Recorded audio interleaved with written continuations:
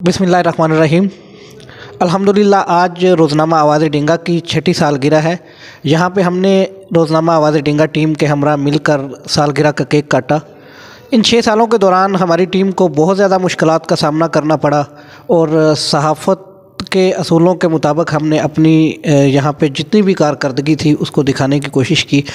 अवामी मसाइल के हवाले से या फिर लोगों के हकूक़ की आवाज़ बुलंद करने के लिए हमने बहुत सारी मुश्किलात को बर्दाश्त भी किया और लोगों के हकूक़ के लिए आवाज़ बुलंद करने के जुर्म में हमें हद के इज़्ज़त के केसेस, उसके बाद मुकदमात और बहुत सारे मामलात फेस करना पड़े।